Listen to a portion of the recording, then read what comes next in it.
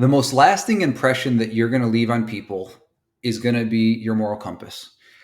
I read a book that was really interesting called Your Future Self by Hal Hirschfield.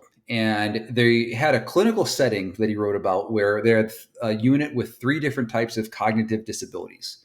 And this unit asked the family members and also the caretakers before and after the disease, what made the biggest impact of your view of this person changed.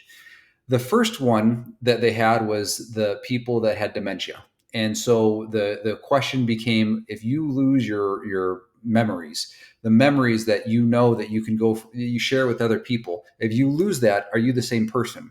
And what they found was, while something was lacking, it was still for the most part the same person. They still had the same tendencies, they still had the same body and physical abilities.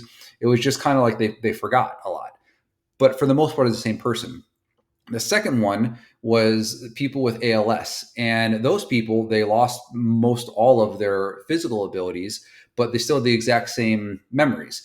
And for those, it was very curious because they were thinking people like athletes or people that identified with their profession that had that required their body, like painters, like artists, and people like that, dentists.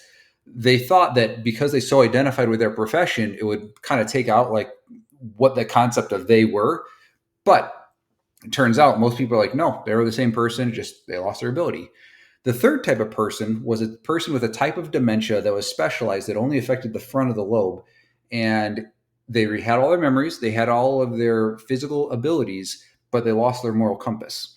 And they said by far and away, the most change that people saw was that group. Because when they lost their moral compass, they would start doing things and saying things, and the family members and loved ones and the caretakers would say, the person I knew would never do that. And so it felt like it was a literal stranger in this person's body. So to wrap this all up, the biggest thing that and the biggest impact that you're going to consistently make on somebody is them remembering, were you a good person or not? You have control of that by your own moral compass.